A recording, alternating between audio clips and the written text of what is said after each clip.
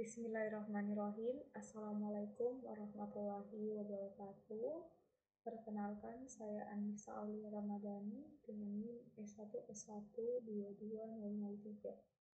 Pada video ini, mata kuliah Computer Vision, kita akan lanjut. Pada video sebelumnya, kita sudah membahas mengenai contoh kasus dari yang menggunakan model Grayscale, HSV, dan juga BGR.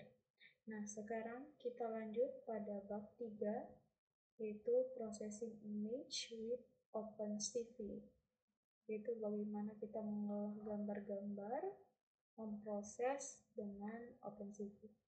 Oke, sekarang kita langsung saja ke pembahasannya.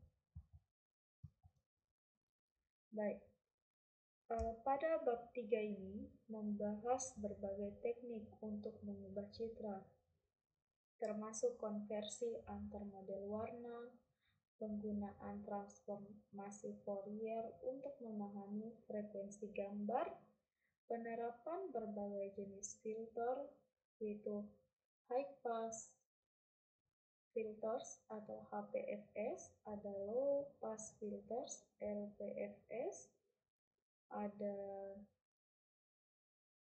edge detection, dan juga konvolusi custom, serta deteksi bentuk geometris seperti kontur, garis, dan juga lingkaran.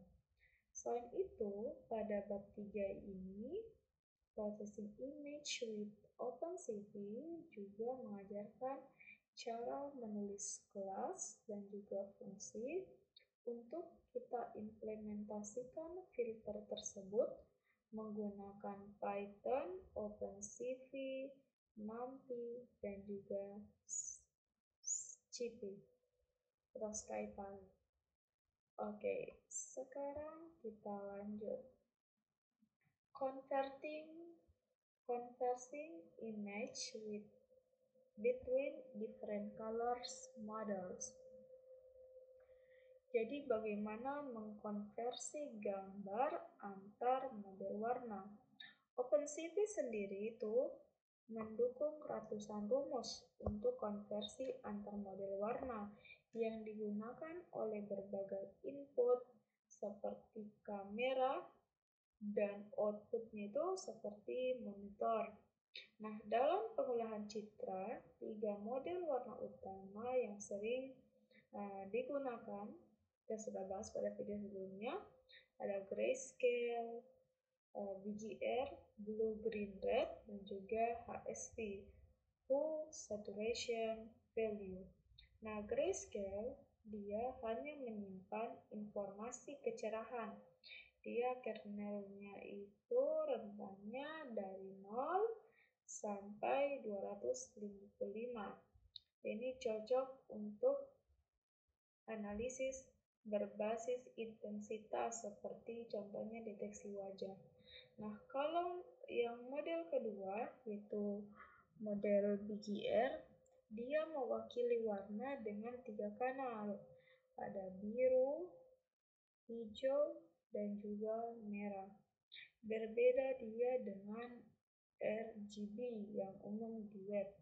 Sementara itu yang ketiga ada HSV yang mengisahkan warna berdasarkan hue, nada warnanya, saturation, intensitasnya, dan juga value yang berarti brightness, kecerahannya. Nah, kalau secara default OpenCV itu menggunakan model BGR untuk semua citra yang dimuat atau ditangkap dari kamera. Next, light is not paint, cahaya, bukan cat. Nah, model warna di komputer itu sifatnya aditif, artinya warna yang dihasilkan dari penjumlahan cahaya seperti di layar monitor itu bukan pencampuran cat, karena itu adalah kombinasi merah dan hijau menghasilkan warna kuning, bukan coklat seperti pada cat. Lanjut di exploring the Fourier transform, yang berarti kita menjelajahi transformasi Fourier. Sebagian besar proses pengolahan citra di OpenCV melibatkan konsep transformasi Fourier yang berasal dari gagasan Joseph Fourier pada abad ke-18. Ia menemukan bahwa semua sinyal atau gelombang kompleks dapat diuraikan menjadi gabungan gelombang sinus sederhana dengan frekuensi berbeda. Nah, dalam konteks citra, konsep ini memungkinkan kita menganalisis bagian gambar dengan perubahan intensitas tinggi, detail atau tepinya, kalau rendahnya itu area yang bagian halusnya. Sehingga kita dapat memisahkan noise, foreground, dan juga background. Nah, OpenCV dan nanti menyediakan algoritma seperti Fast Fourier Transform (FFT) melalui fungsi FFT2 untuk menghitung transformasi Fourier discrete yaitu DFT secara efisien dan membantu memahami struktur data dalam gambar. Sekarang, mari kita pelajari konsep magnitudo spektrum dari sebuah gambar menggunakan transformasi Fourier. Magnitudo spektrum atau magnitude spektrum dia itu menunjukkan seberapa besar perubahan intensitas cahaya dalam suatu gambar. Konsep ini itu bernama transformasi Fourier, menjadi dasar bagi berbagai algoritma penting dalam pemrosesan citra seperti deteksi tepi dan juga bentuk, HPFS dan LPFS. Nah, kalau HPFS itu apa? Atau HPF? Nah, HPF itu yang berarti High Pass Filter, yaitu filter yang menganalisis suatu area pada gambar dan meningkatkan intensitas piksel tertentu berdasarkan perbedaan intensitas piksel di sekitarnya. Misalnya, pada contoh kernel di bawah ini, dapat dilihat yang ini. Nah, kernel digunakan ini sebagai matriks bobot untuk menghitung piksel baru berdasarkan area sekitarnya. Kernel tertentu, seperti high-pass filter, sangat efektif untuk mendeteksi tepi gambar. Biasanya, jumlah nilai dalam kernel deteksi tepi sama dengan 0 untuk menyeimbangkan kontras antara terang dan gelap. Nah, kalau pada kernel di atas ini, dia itu menghitung rata-rata perbedaan intensitas antara piksel pusat dan tetangga horizontalnya. Yang berarti semakin besar perbedaan, semakin tinggi nilai hasilnya. Nah, jenis kernel itu disebut HPF, high-pass filter. Salah satu bentuk HPF yang efektif untuk deteksi tepi. Umumnya nilai pada kernel deteksi tepi itu memiliki jumlah totalnya itu 0. Sekarang mari kita coba implementasikan HPF pada sebuah gambar. Oke, sekarang kita coba.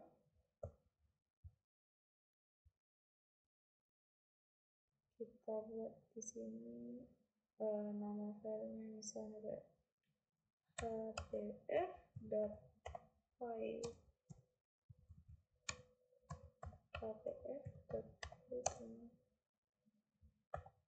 Nah, pertama kita import dulu library-nya.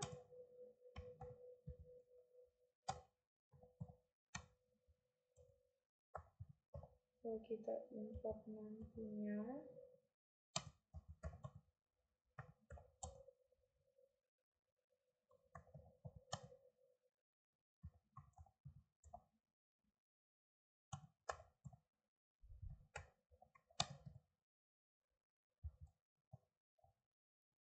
Sekarang kita buat kernelnya.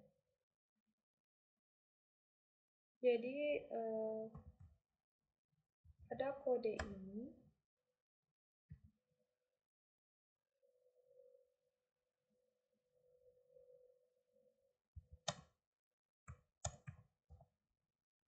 Kita akan menerapkan high filter pada gambar, teknik menonjolkan tepi dan juga detail halus dalam citra. Oke, baiknya saya selesaikan dulu codingannya, baru saya jelaskan. Kita buat arraynya.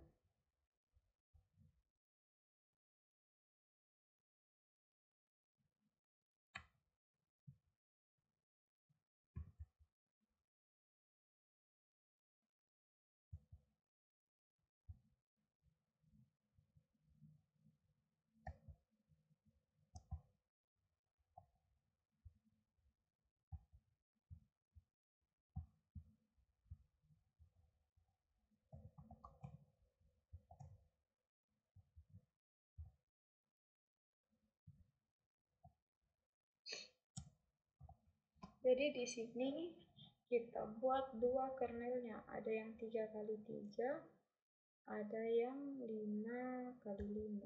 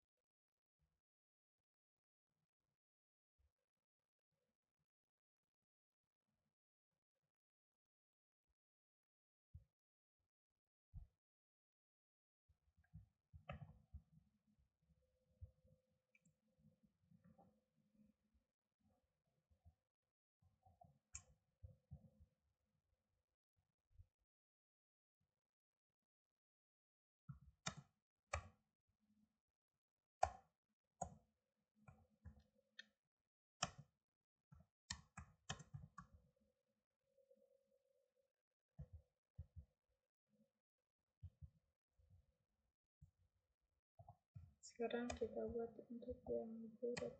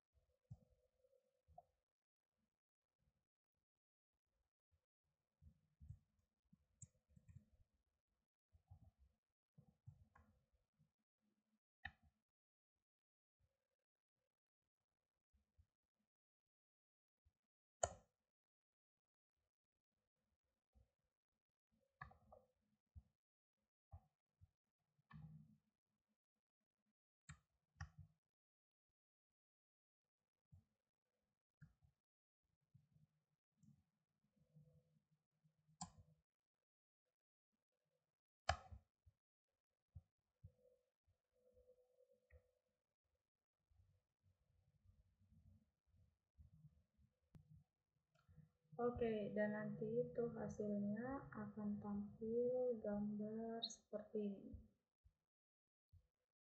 Nah, ini adalah screenshot dari outputnya. Ada kernel 3x3, ada kernel 5x5, ada yang gambar blur, dan juga ada yang gambar HPF.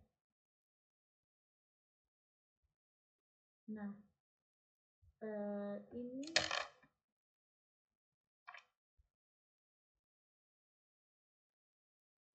adalah cara membuat modul.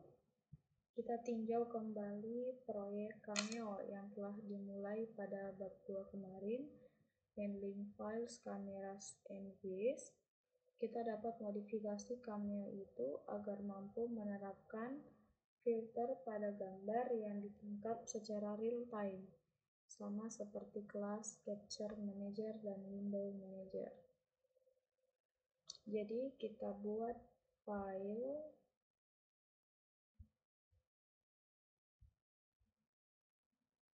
yang bernama filters.py.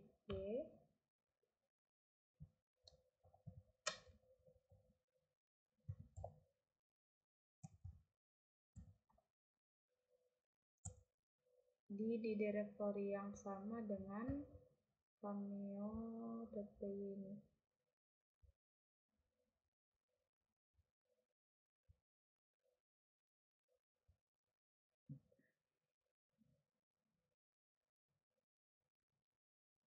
Kemudian the import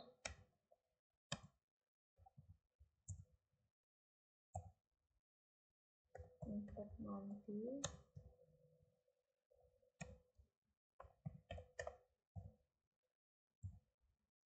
kemudian kita import utils. Kemudian kita buat juga file yang bernama utils.python. utils.py. Nah, isinya juga import cv2, import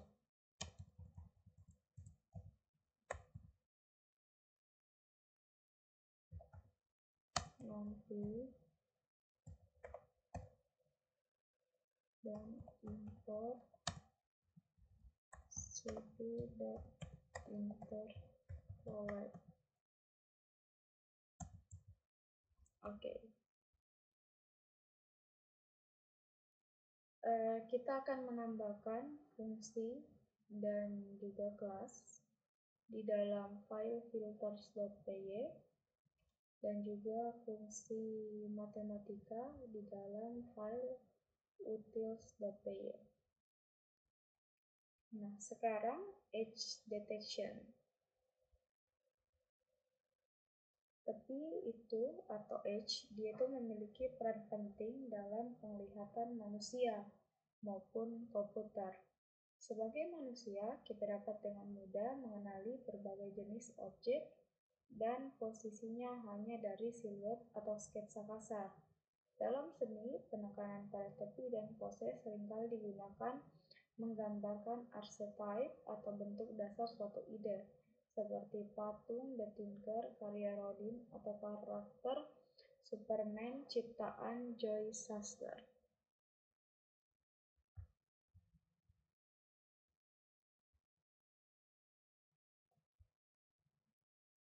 OpenCV itu menyediakan banyak filter deteksi tepi, contohnya ada Labsocian, Sobel, dan juga Scar. Filter-filter ini berfungsi mengubah area tanpa tepi menjadi warna hitam dan area tepi menjadi warna putih. Namun filter tersebut bisa salah mendeteksi noise sebagai tepi. Masalah ini bisa diatasi dengan blurring atau teknik memburamkan gambar sebelum kita deteksi tepinya.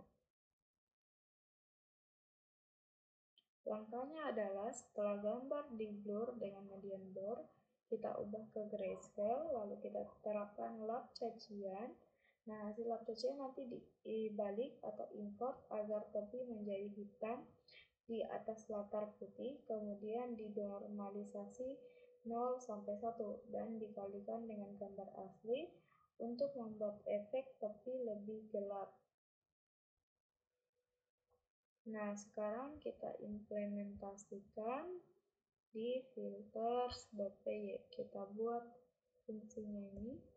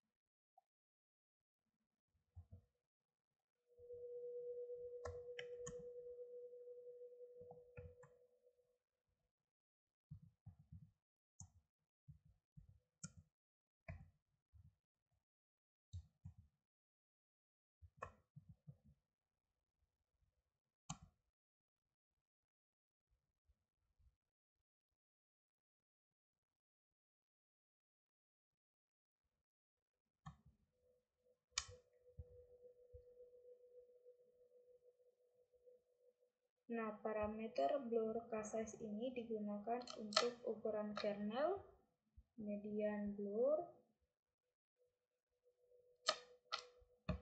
sedangkan edge k-size ini dia digunakan untuk lap cucian. Dengan kamera web biasa, nilai blur k-size 7 dan edge k-size 5 umumnya menghasilkan efek yang menarik. Namun, perlu dicatat bahwa median blur cukup berat secara komputasi jika nilai kernelnya itu terlalu besar, seperti 7.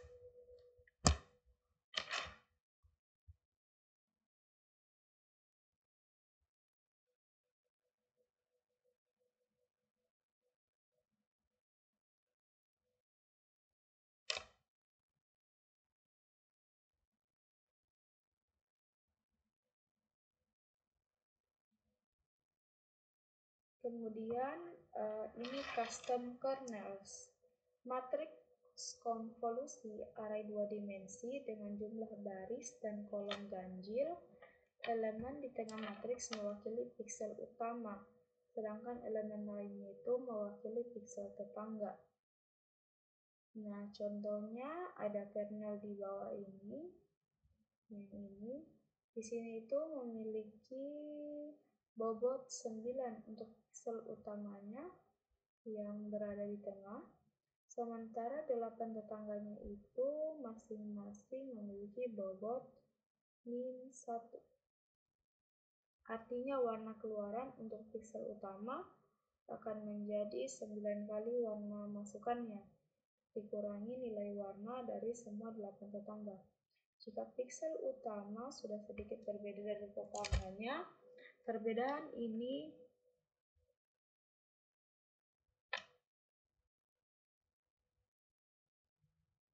diperkuat.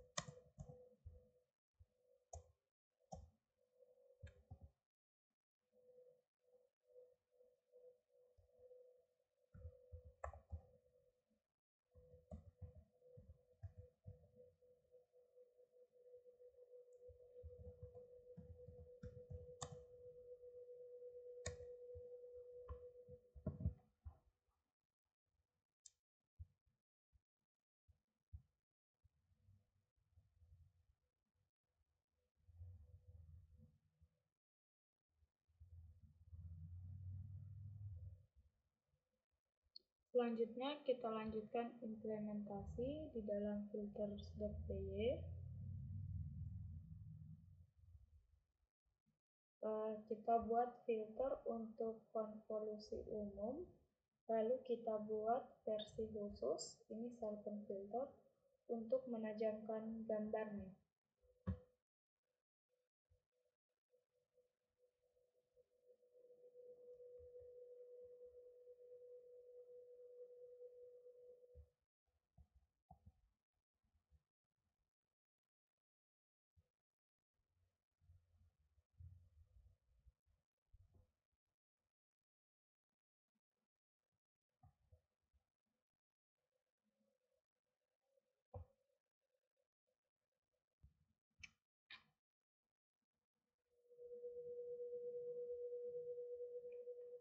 Sekarang kita lanjut untuk memburamkan gambarnya menggunakan kelas blur filter dan juga memburamkan di satu sisi dengan bobot positif dan menajamkan di sisi lain dengan bobot negatif, menghasilkan efek ridge atau emboss. Berikut implementasinya ya. Jadi kita implementasikan terlebih dahulu, yaitu kelas blur filter dan juga kelas emboss filter. Next, kita modify dia aplikasi, kita edit pada file Cameo.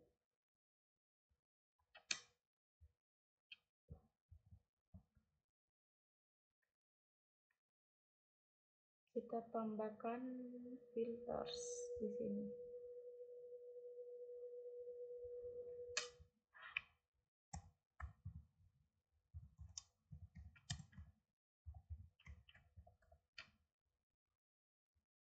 Lalu kita inisialisasi juga objeknya, kita tambahkan di kelas Cameo.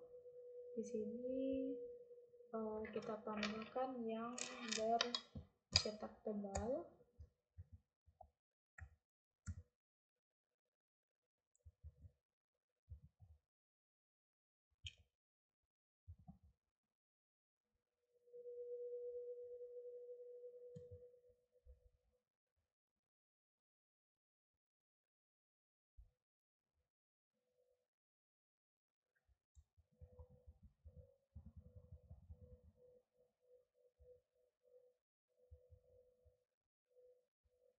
Lalu sekarang di background kita tambahkan iframe yang tadinya pas di sini, kita tambahkan juga codingannya.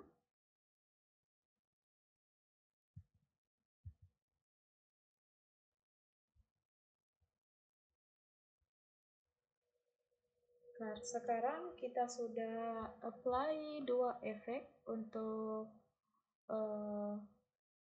strokingnya pada tepi, dan kita sudah emulating the colors. Nah, ini nanti hasilnya akan seperti ini. Kalau edge detection with shiny ini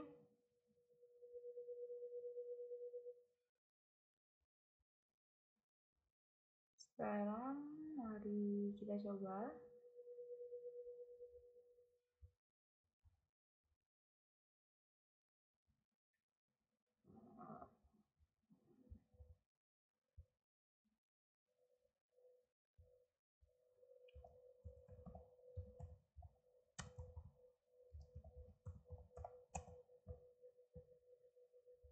Kita langsung copy aja ya.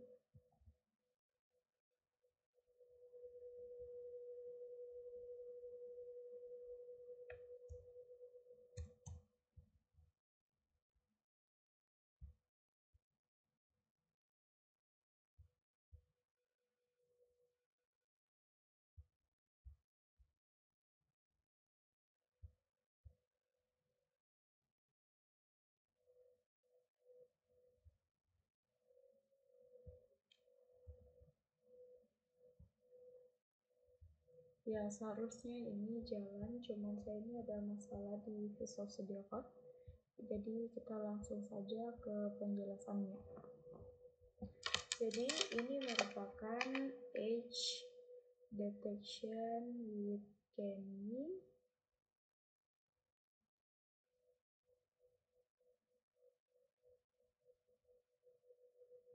Dimana itu dia mendeteksi tepi dengan Kenny. Jadi OpenCV itu menyediakan salah satu fungsi yaitu Kenny, disebut sesuai penemunya John F. Kenny, yang populer karena dia efektif dalam menemukan tepi objek ini, dan juga mudah diimplementasikan cukup dengan satu baris kode. Nah, proses algoritma Kenny ini ada 5, mulai dari denoise gambar, hitung gradien, kemudian dia memilih tepi terbaik dari sekumpulan tepi dengan teknik NMS, kemudian dia double threshold, lalu dia analisis koneksi tepi. Kemudian ini ada kontur deteksi atau deteksi kontur. Nah, dia ini tugas penting dalam computer vision karena kita ingin mendeteksi kontur atau garis tepi objek dalam gambar atau frame video, bukan hanya sebagai tujuan akhir tetapi juga sebagai langkah awal untuk operasi lain, misalnya untuk menghitung bounding poligon, mendeteksi bentuk objek, dan juga menghitung ROI atau region of interest.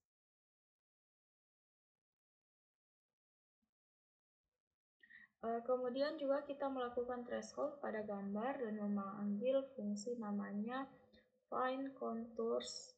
Fungsi ini memiliki 3 parameter, ada gambar input, tipe hierarki, dan juga metode approximal contour. Lanjut di bounding box, minimum area rectangle dan minimum enclosing circle itu menemukan kontur kontak adalah tugas yang sederhana, namun bentuk yang tidak beraturan, miring atau berputar menunjukkan potensi penuh dari fungsi OpenCV cv2.find contours yang menemukan konturnya. Nah, bounding box dalam aplikasi nyata dia itu bisa menentukan bounding box objek, menentukan minimum area rectangle, dan menentukan minimum enclosing circle. Intinya pada kode ini yaitu memungkinkan kita untuk mengukur dan menampilkan bentuk dasar objek di gambar.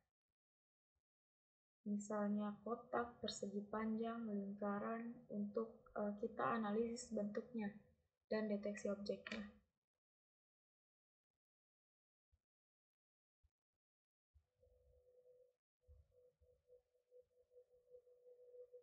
Kemudian kita lanjut. Nah, kalau ini dia deteksi bentuknya, apakah ini bentuknya rectangle, persegi, seperti itu.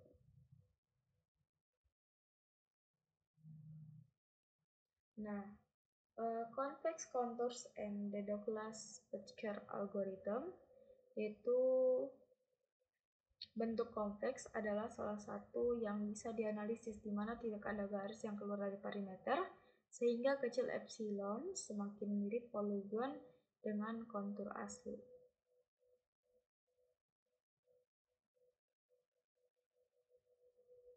Kemudian dengan menggabungkan semua langkah sebelumnya ke dalam satu script, nantinya kita akan bisa juga kombinasikan hasilnya ini. Ada convex hull, poligon perkiraan, dan juga kontur asli, itu busur-busurnya. Kemudian untuk mendeteksi garis, lingkaran, dan juga bentuk lainnya, di sini kita bisa deteksi garisnya, kemudian bisa mendeteksi lingkarannya seperti ini. Kemudian bisa juga kita deteksi bentuk-bentuk lainnya. Jadi OpenCV itu hanya mendukung deteksi garis dan lingkaran melalui transformasi Hopf, tetapi Bentuk lain dapat dideteksi menggunakan CV2.FindContours dan CV2.ApproachPolyDP untuk mendekati kontur sebagai poligon sehingga poligon dalam gambar bisa dikenali dengan akurat. Kemudian akhir dari bab 3 ini, ringkasan. Setelah kita pelajari bab ini, kita sudah memahami model warna, transformasi Fourier, berbagai filter OpenCV, serta mampu mendeteksi tepi, garis, lingkaran, dan bentuk secara umum. Kita juga bisa menemukan kontur dan memanfaatkan informasi dan kontur tersebut yang menjadi dasar untuk segmentasi gambar dan estimasi jarak objek pada bab berikutnya. Baik, sekian penjelasan pada video ini. Mohon maaf bila terdapat kekurangan ataupun kesalahan. Saya akhiri dengan ucapan Assalamualaikum warahmatullahi wabarakatuh.